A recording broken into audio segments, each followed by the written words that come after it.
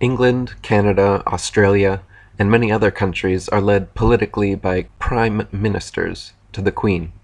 In fact, she is the official head of 123 Commonwealth countries. America, Russia, and other countries, however, have a president and vice president. Usually, corporations have presidents and vice presidents. What does this mean? The US presidents rule from the White House. The Russian presidents also rule from the White House. The Jesuits, a large force behind the Illuminati, have their own White House as well. England is ruled from Whitehall. Jordan Maxwell wrote, "The United States government is being ruled from the White House. The government of England is being ruled from what is called Whitehall. And Whitehall, like our White House, is the symbol of power, because the hall is like the Masonic Hall, the Lodge Hall, the Union Hall." Press Trivedi wrote, "For those who think America controls the roost, it would do well to consider that the Queen of England is still the official head of Commonwealth, 123 countries, and the official monarch of Australia and Canada, along with the United Kingdom. Add to that the fact that all Bush Sr. got for his 2 terms as President of USA is a mere knighthood of the British Empire." The original 13 colonies were actually called companies. Military units are also called companies. We sing patriotic songs like the Star-Spangled Banner, but a banner is a corporate advertisement, not a flag. You surrender with a white flag, no colors. When you get mad, you show your true colors. If you just won independence in a bloody revolution with Britain, would you choose the same 3 colors for your new US flag? Why does every heart ring true for the red, white, and blue? What about the gold-fringed flag used by the military, hung at all courts, schools, and government buildings? It all has to do with the British Maritime Admiralty Law of Flags. David Icke wrote, "This is also known as British Maritime Military Law, and this is why the American flag always has a gold fringe when displayed in the courts of the United States.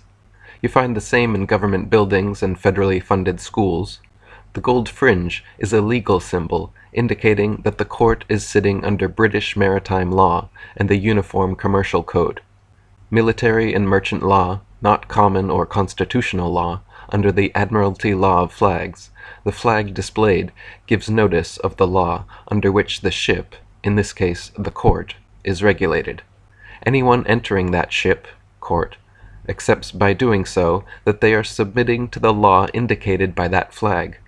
Judges refuse to replace the flag with one without a fringe when asked by defendants who know the score, because that changes the law under which the court is sitting. If you appear in a court with a gold-fringed flag, your constitutional rights are suspended, and you are being tried under British maritime military merchant law." You see, there are 2 kinds of law. This is a subject I love. I've been talking about this for years. There are 2 kinds of law on the earth that rule the whole world, but most people don't know that.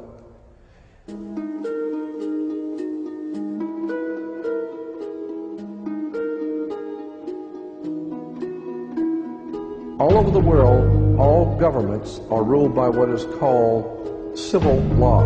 Civil law goes back to a Latin word, civili, which goes back to the word illy. Oh God, I mean, you could go on for hours on this stuff. Civil law, which is called in all countries the law of the land. So you'll say, well, you can't do that because that's against the law of the land. The law of the land is civil law, Roman civil law, the law of the land.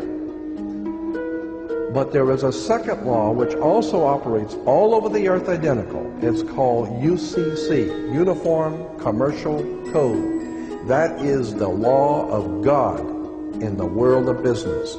I don't care if you're in Japan, in Africa, in China, in Istanbul, Turkey. If you have a company, if you have a corporation, if you are doing business where you buy and sell and make money, you are operating on this earth under something called UCC, Uniform Commercial Code. Because if all countries worked on a different commercial code, then nobody could do business with anybody. You couldn't trust Japan to pay you. Japan couldn't trust America to pay them for the cars because everybody has their own laws. Under the Caesars of Rome, they established under Caesar that all nations in the empire that do business, everybody plays on a level field. If you do business in Africa with China, you pay them. And if Africa does business with American companies, you pay them. You pay. Whatever it is you're doing business, you don't mess around. The most severe law in this world is called UCC, Uniform Commercial Code. It's the Bible of business on the earth. Uniform Commercial Code. Uniform Commercial Code is based directly on Vatican canon law, on the Roman canon law. Consequently, when a ship pulls into port, it pulls in and stops, and it's called in its berth. The ship is now in its berth. Because it is on the law of the high seas, or commercial maritime, UCC commercial law, rules the seas. So when the ship pulls into its berth, the first thing the captain must do is to present a certificate of manifest to the port authorities, which means that the port authorities need to know how much is on this ship that you're bringing into our country and our economy. How many TVs, how many cars, whatever you're bringing, how much are you bringing into our economy? So you have to have a certificate of manifest of what is the value of your ship here. What are you doing? Consequently, when you are born, you come out of your mother's water. Therefore, you must have a birth certificate, a certificate of manifest, because you are a corporation-owned item. You are a human resource. International Maritime Admiralty Law, the law of the high seas, began in Sumeria, was perfected in Rome, and continues to this day.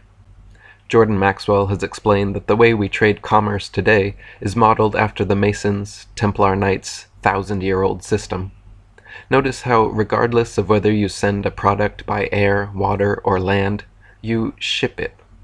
The ship pulls into its berth and ties to the dock. The captain has to provide the port authorities with a certificate of manifest declaring the products he has bought. Through a legal loophole the royals have created, U.S. citizens are considered property of the Queen under British maritime law. Since we are born of our mother's water, from her birth canal, we are thereby a maritime product, a shipped commodity. Our mothers were delivering a product under maritime law, and that's why we are born in a delivery room.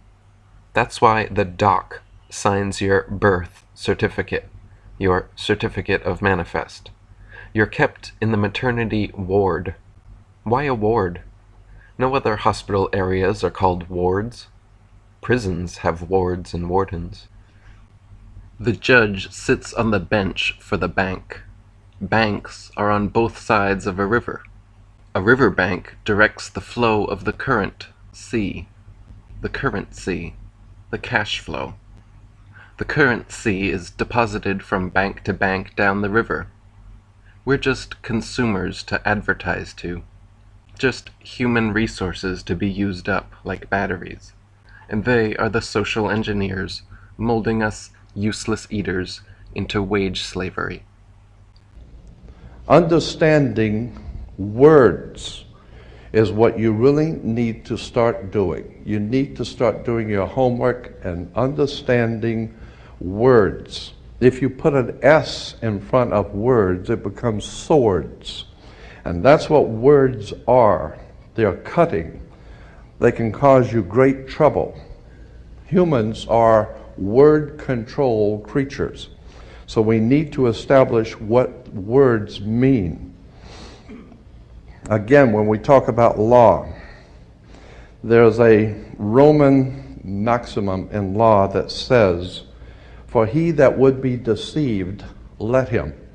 Simply meaning, if you are so ignorant as to be deceived, then that's your business, that's your problem. So you need to do your homework and find out what the words mean, especially in relation to law and government. because there is a world of occultism that is operating today throughout the world, in which you use certain words, and when those words are used in a court, they don't mean the same thing at all. Understanding law and the words of law, there are two things that this planet has: water and earth, water and land. Consequently, there are two kinds of law: the law of the land and the law of water. You've heard the term law of the land, but in point of fact, that's precisely what this word means, law of the land, because it is the people who live on land. And that is opposed to something else called the law of the high seas, or the law of water. You need to understand the difference. The law of the land is the law of the culture that lives on the land. And so consequently, the law of the land is different in every country. You can do things in America you can't do in Russia. You can do things in Africa you can't do in England. So the law of the land is the law of the culture that lives on that particular land. However, there is a higher law that dominates the entire world. It's called the law of the water, or the law of the high seas. The law of water is referred to as the law of money. It doesn't matter what color you are, where you're from, or where you live. Money is money. And anytime you're doing banking or using money, you are now under the law of water, maritime admiralty. The very word merchant comes from mer, M-E-R, for the sea, for water. As in mermaid, we have merchant. Merchant, bankers. Let me give an example of the difference between the law of water and the law of the land. The law of water, as I said, is a law of banking, money, as opposed to the law of the custom of the people, or the law of the land. The Statue of Liberty must be put in water. It could not be put on American land as such. It had to be put in the harbor, because it's not the Statue of Freedom. It's a Statue of Liberty. Liberty is what a sailor gets when he pulls into port on a ship. He gets liberty. He's not free. So America is not the land of the free and the home of the brave. We're not free or brave, period. We're not free. This is not a free country. Now let me give you an example of how this law of the water works. Why is it that you have to go to court? People are always concerned about going to court. You go to court because you play basketball and tennis on a court. How do you play tennis on a court? You play with a racket. Why? Because that's what it is. It's a racket. And make no mistake, they do not pick words by chance. These words are very serious. They do not use words in terms with no avail. These words are very important. When you go into a court, what's the idea of going to court? It's a game, like basketball. The whole idea in a court is to put the ball back in the other guy's court. One team gets up and they throw the ball over to that team of lawyers. That team gets up and throws the ball back into their court. And consequently, it's a ball game. And the judge is wearing a black robe, so he is the referee. The judge is the referee. He doesn't care which side wins or loses, because he's going to get paid anyway. So he couldn't care less. He's merely there as a referee, and that's why he wears a black robe. And that's another interesting subject we can get into later. But the judge is a referee between two teams. The judge, we are told, rules from the bench. The word bench in Latin is a bank. Therefore, the judge rules for the bank. Where do you find banks? You find banks on both sides of a river. They're called river banks. And what does a river bank do? It directs the flow of the current sea.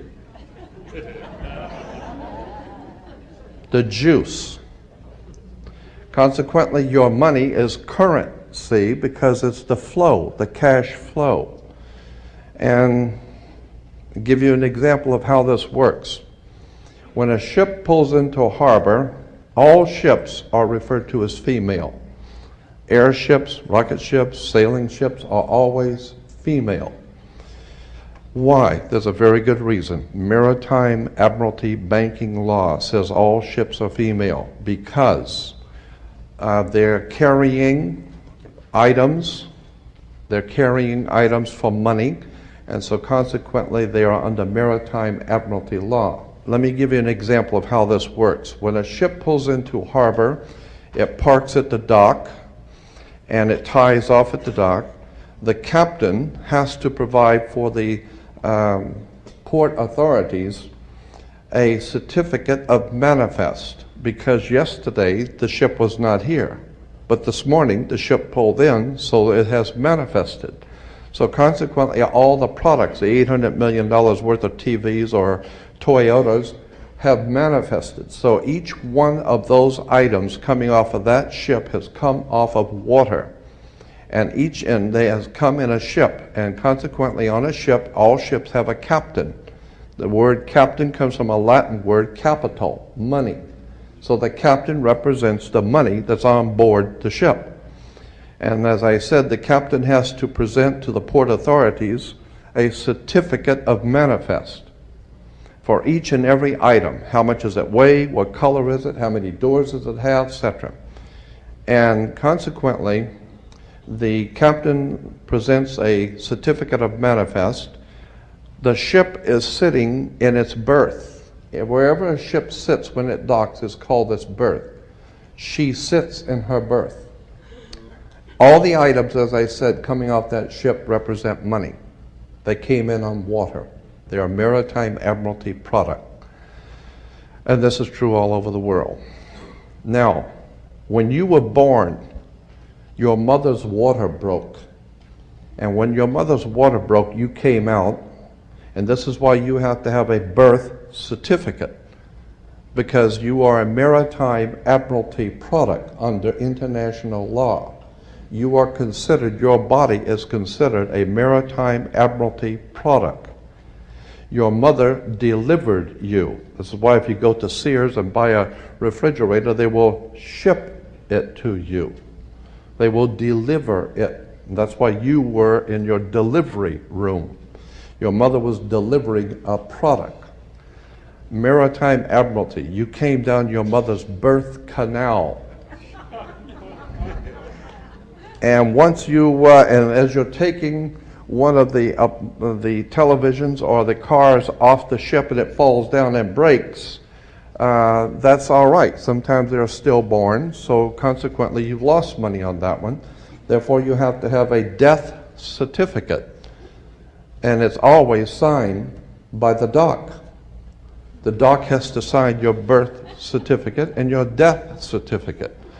All of these words and terms are Maritime Admiralty banking words. And therefore, if you understand lawyers and judges and courts and government are all under international Maritime Admiralty law. All religions, all churches in the world operate under maritime law. This is why all churches are divided into denominations, like 20s and 50s and 100s. Serious. This is why they're called denominations, because all churches are nothing more than the product of Maritime Admiralty banking. The United States Corporation came about just after the Civil War. The Act of 1871 was passed by Congress, creating a separate form of government for D.C., essentially turning it into a corporation. It was decided that employees would be called citizens. So when you say in a court or on paper that you are a citizen of the United States, you are not a free American, but an employee of U.S. Inc. When you get a fine, a ticket, a bill, or get sued, you must sign in all capital letters. When you die, your Masonic tombstone by law will have all capital letters to show their employee has died. The entity that is your name in all caps is your Maritime Admiralty Product Code. Upper and lowercase letters legally represents you, your body.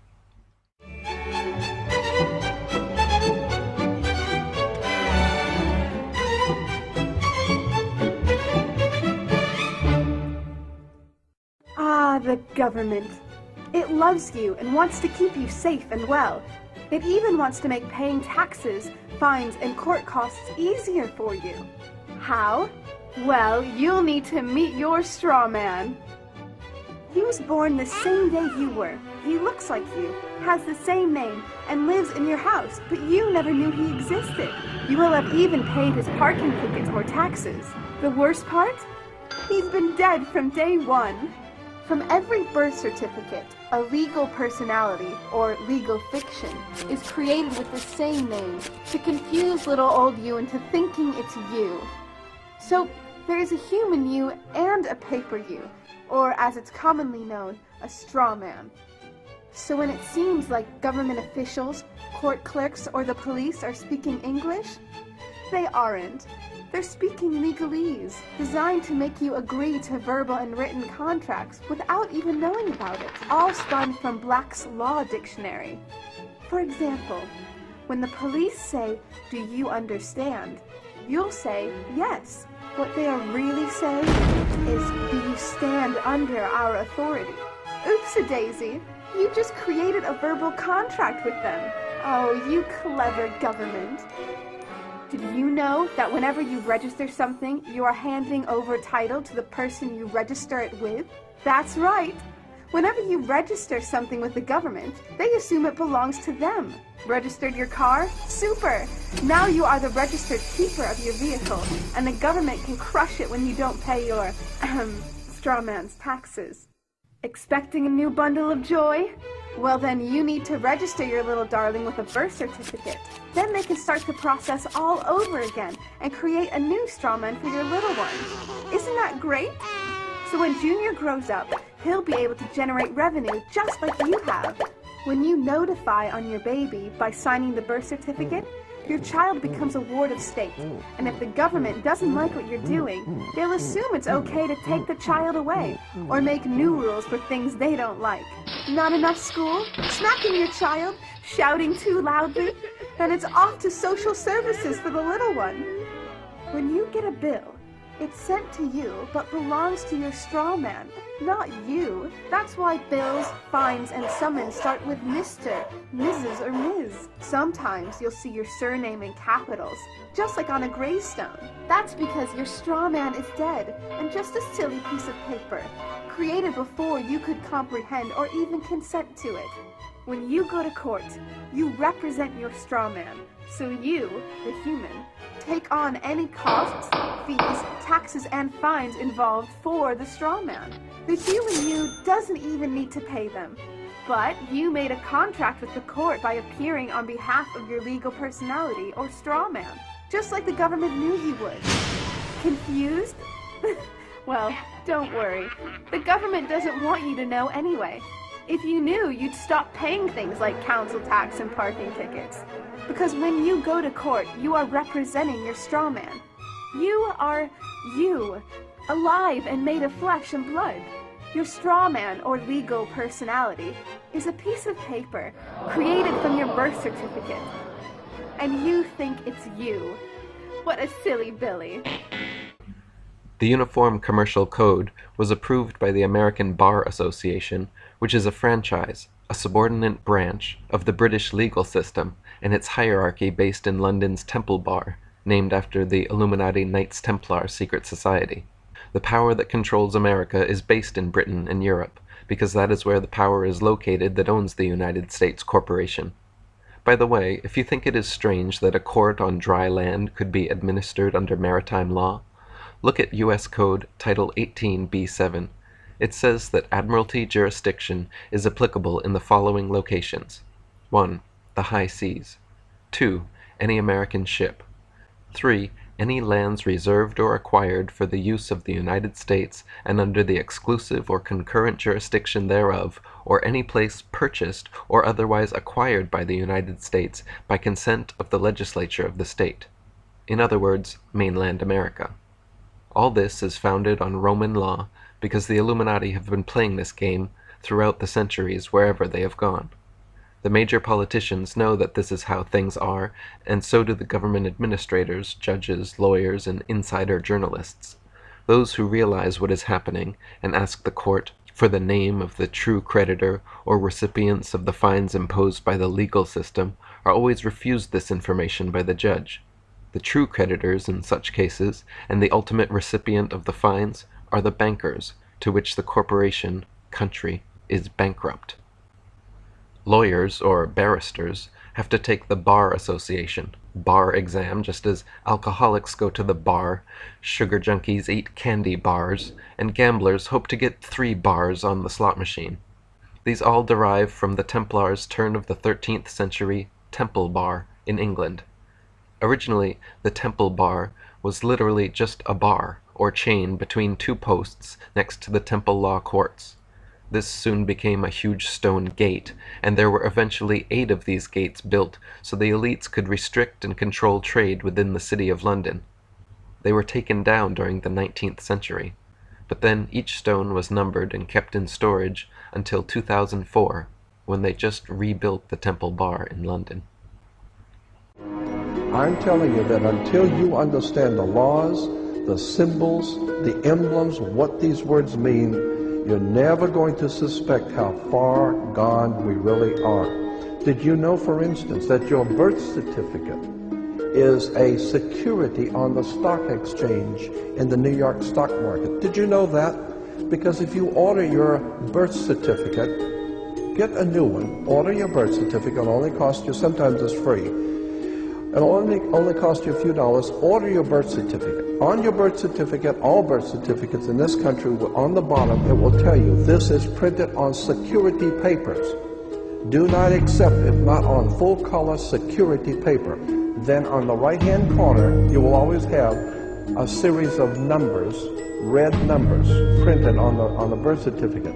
Those numbers are a security stock exchange number on the World Stock Exchange. You go to any good stock office and ask them, check these numbers in your computer and see how much your stock is worth, the certificate. And they will check it on the New York Stock Exchange and find your birth certificate is a stock on the stock exchange in America. Why? Because you are worth money to the international bank that bought you in 1930. We need to wake up. This is serious stuff. David Icke wrote, "The United States Corporation was created behind the screen of a federal government when, after the manufactured victory in the American War of Independence, the British colonies exchanged overt dictatorship from London with the far more effective covert dictatorship that has been in place ever since. In effect, the Virginia Company, the corporation headed by the British Crown that controlled the former colonies, simply changed its name to the United States and other related pseudonyms. These include the U.S., USA, United States of America, Washington, D.C., District of Columbia, Federal Government, and Feds. The United States Corporation is based in the District of Columbia, and the current president of the corporation is a man called George W. Bush. He is not the president of the people, or the country as they are led to believe. That's just the smokescreen. This means that Bush launched a war on terrorism on behalf of a private corporation to further the goals of that corporation. It had nothing to do with America or Americans, because these are very different legal entities. It is the United States Corporation that owns the United States military and everything else that comes under the term federal. This includes the Federal Reserve, the central bank of the United States, which is, in reality, a private bank owned by controlling stockholders and controllers of the U.S. corporation that are not even American. This is the bank from which the United States Corporation borrows money. In 1868, there was a corporation founded. Anyone can incorporate a company. Well, in 1868, there was a company incorporated. And in that particular company, the founders of that company they referred to it as the United States Corporation. And they stipulated that anybody who would be a member of that corporation or work for that corporation would be called not an employee but a citizen. So today, if you are asked, are you a citizen of the United States, what you think you're being asked is, are you lawfully in this country to do business? That's not lawfully what's being asked. They didn't ask you if you were in America lawfully. They ask you a specific question. Are you, of your own volition, out of your own mouth, testifying that you are a citizen of the United States? Because in that way, citizen of the United States means you are an employee of a foreign corporation operating on international maritime law. So today, the President of the United States is the President of a privately owned company. The company is called United States. And the word president is always a word that is used in corporate law. Banks have presidents. All companies have presidents. So there's a corporation called United States, privately owned, and it has a president. It's an extraordinary story of occult treason, high treason and crimes against the state. Make no mistake about it. There has never been a country on the face of the earth, as far back into history as you can go, there has never existed a country in which the people rose up and demanded their right to be free. Never. The concept of human, spiritual, intellectual, and physical freedom is a totally concept that has never, ever existed on the earth. The only time that has ever come into existence was the founding of this country, where it was understood that we were sovereigns and we owned our bodies, and consequently, since 1868, we're now on the International Maritime Admiralty Law. Think about this. When cowboys in Indian movies, when the cowboys would ride into town, they'd get off the horse, they were wearing guns. How come they could walk into a bar carrying guns? And if two guys got in an argument, they could go out on the street and draw on each other in front of the sheriff's office, and the sheriff would do nothing. How come? How come that men could go out in the street and shoot each other in front of everyone and had nothing be done about it? The reason why is because before 1868, all Americans were considered sovereigns. And that's one of the nice things about being a sovereign, is you have the right to be yourself.